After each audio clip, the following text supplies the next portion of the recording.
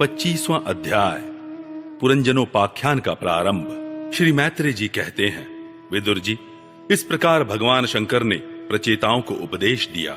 फिर प्रचेताओं ने शंकर जी की बड़े भक्ति भाव से पूजा की। इसके पश्चात वे उन राजकुमारों के सामने ही अंतर्धान हो गए। सबके सब प्रचेता जल में खड़े रहकर भगवान रुद्र के बताए स्तोत्र का जप करते हुए 10,000 वर्ष तक तपस्या करते रहे। इन दिनों राजा प्राचीन बरही का चित्त कर्मकांड में बहुत रम गया था। उन्हें अध्यात्म विद्या विशारद परम कृपालु नारद जी ने उपदेश दिया। उन्होंने कहा कि राजन, इन कर्मों के द्वारा तुम अपना कौन सा कल्याण करना चाहते हो?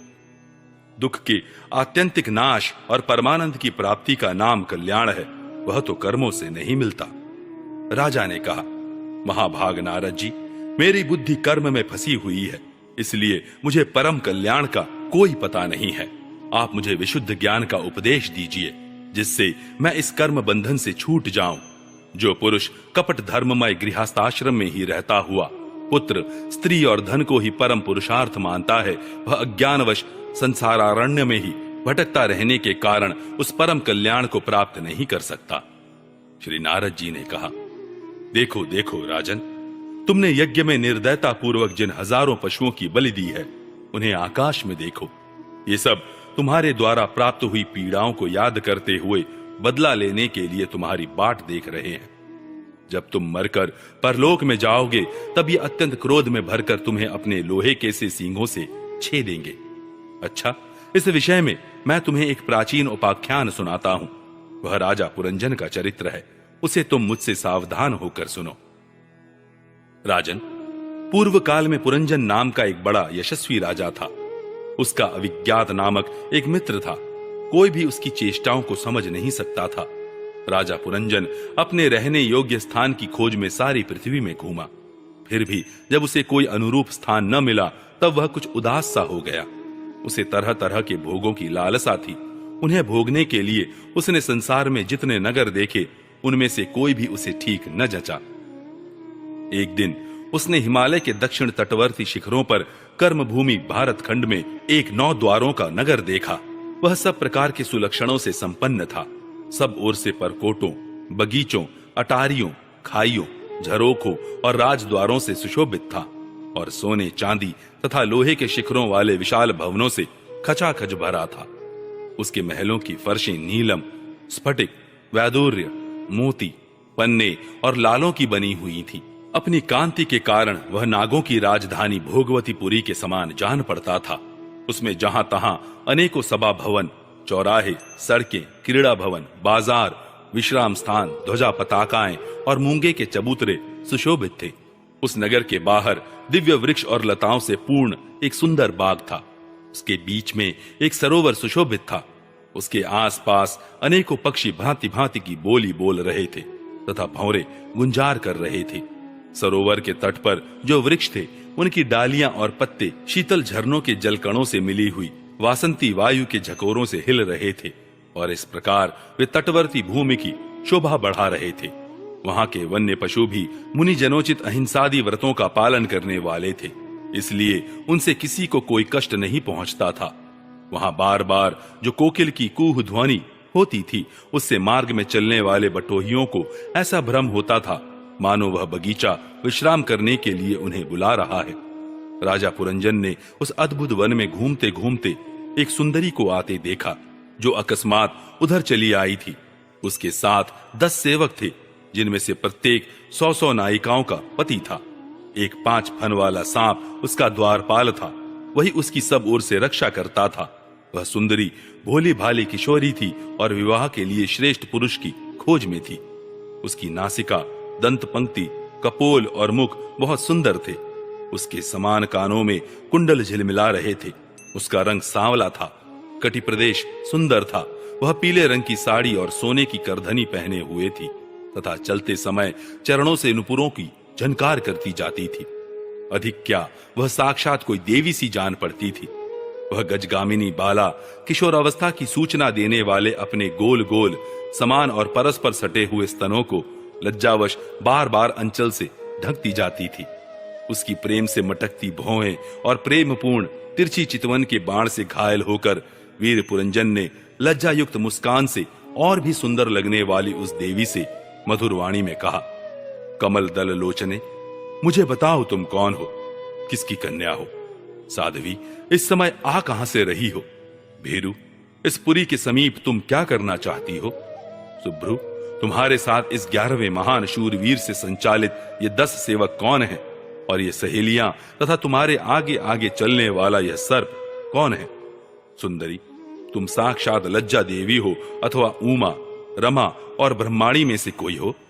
यहां वन में मुनियों की तरह एकांतवास करके क्या अपने पतिदेव को खोज रही हो?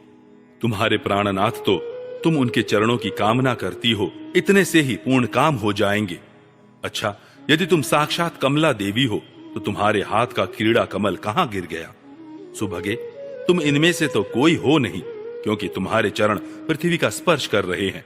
अच्छा, यदि तुम कोई मानवी ही हो तो लक्ष्मी जी जिस प्रकार भगवान विष्णु के साथ वैकुंठ की शोभा बढ़ाती हैं, उसी प्रकार तुम मेरे साथ इस श्रेष्ठ पुरी को अलंकृत करो।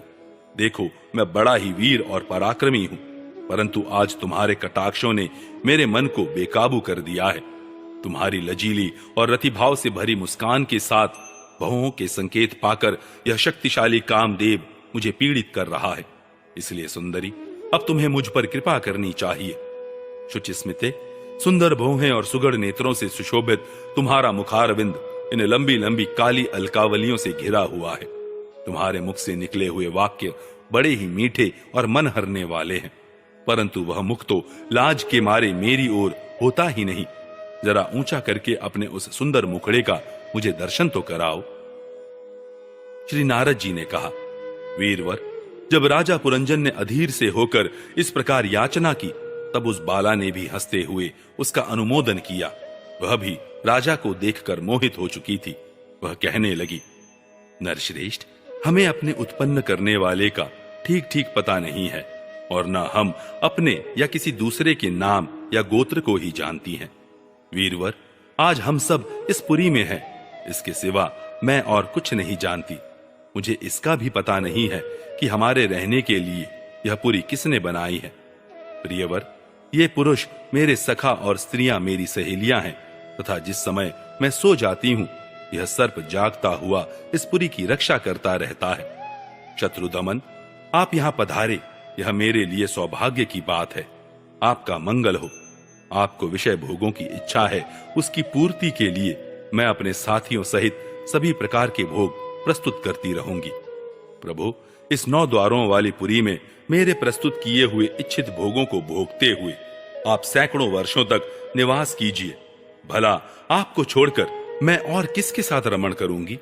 दूसरे लोग तो न रति सुख को जानते हैं, न विहित भोग को ही भोगते हैं, न परलोक का ही विचार करते हैं, और न कल क्या होगा इसका ही ध्यान रखते हैं।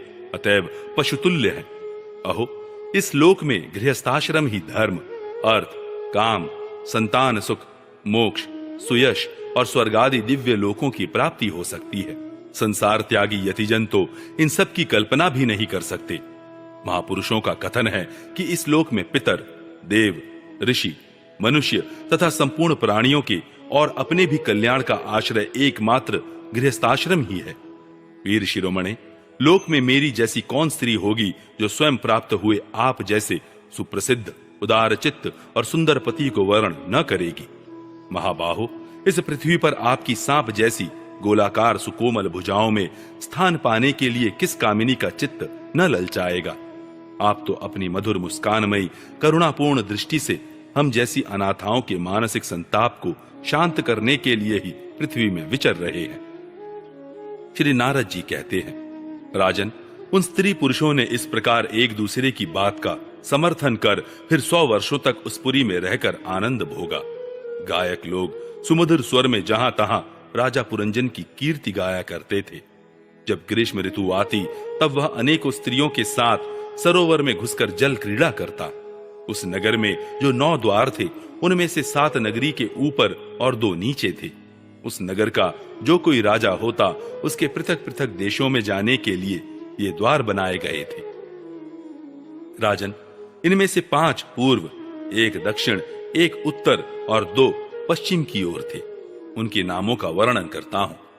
पूर्व की ओर खद्योता और आविर्मुखी नाम के 2 द्वार एक ही जगह बनाए गए थे। उनमें होकर राजा पुरंजन अपने मित्र द्युमान के साथ विभ्राजित नामक देश को जाया करता था। इसी प्रकार उस ओर नलिनी और नालिनी नाम के 2 द्वार और भी एक ही जगह बनाए गए थे। उनसे होकर वह अवधूत के साथ सौरभ नामक देश को जाता था। पूर्व दिशा की ओर मुख्या नाम का जो 5वां द्वार था, उसमें होकर वह रसज्ञ और विपण के साथ क्रमशः बहुदन और आपण नाम के देशों को जाता था। पुरी के दक्षिण की ओर जो पितृहु नाम का द्वार था, उसमें होकर राजा पुरंजन श्रुतधर के साथ दक्षिण पांचाल देश को जाता था। उत्तर की ओर जो देवहु नाम का द्वार था, उससे श्रुतधर के ही साथ वह उत्तर पांचाल देश को जाता था। पश्चिम दिशा में आसुरी नाम का दरवाजा था, उसमें होकर वह दुर्मद के साथ ग्रामक देश को जाता था तथा निर्ऋति नाम का जो दूसरा पश्चिम द्वार था, उससे लुब्धक के साथ वह वैशस नाम के देश को जाता था। इस नगर के निवासियों में निर्वाक और पेशस्कृत ये 2 नागरिक अंधे थे। राजा पुरंजन आंख वाले नागरिकों का अधिपति होने पर भी इन्हीं की सहायता से जहां तहां जाता और सब प्रकार के कार्य करता था। जब कभी अपने प्रधान सेवक विशुचीन के साथ अंतःपुर में जाता, तब उसे स्त्री और पुत्रों के कारण होने वाले मोह, प्रसन्नता एवं हर्ष आदि विकारों का अनुभव होता। उसका चित्त तरह तरह के कर्मों में फंसा हुआ था और काम परवश होने के कारण वह मूढ़ रमणी के द्वारा ठगा गया था। उसकी रानी जो जो काम करती थी, वही वह भी करने लगता था। वह जब मद्यपान करती, तब वह भी मदिरा पीता और मद से उन्मत्त हो जाता था। जब वह भोजन करती, तब आप भी भोजन करने लगता, और जब कुछ चबाती, तब आप भी वही वस्तु चबाने लगता था। इसी प्रकार कभी उसके गाने पर गाने लगता, रोने पर रोने लगता, हंसने पर हंसने लगता और बोलने पर बोलने लगता। वह दौड़ती तो आप भी दौड़ने लगता, खड़ी होती तो आप भी खड़ा हो जाता, सोती तो आप भी उसी के साथ सो जाता और बैठती तो आप भी बैठ जाता। कभी वह सुनने लगती तो आप भी सुनने लगता, देखती तो देखने लगता, सूंघती तो सूंघने लगता और किसी चीज को छूती तो आप भी छूने लगता। कभी उसकी प्रिया शोकाकुल होती तो आप भी अत्यंत दीन के समान व्याकुल हो जाता। जब वह प्रसन्न होती, आप भी प्रसन्न हो जाता और उसके आनंदित होने पर आप भी आनंदित हो जाता। राजा पुरंजन अपनी सुंदरी रानी के द्वारा ठगा गया। सारा प्रकृति वर्ग परिकर ही उसको धोखा देने लगा। वह मूर्ख विवश होकर इच्छा न होने पर भी खेल के लिए घर पर पाले हुए बंदर के समान अनुकरण करता रहता।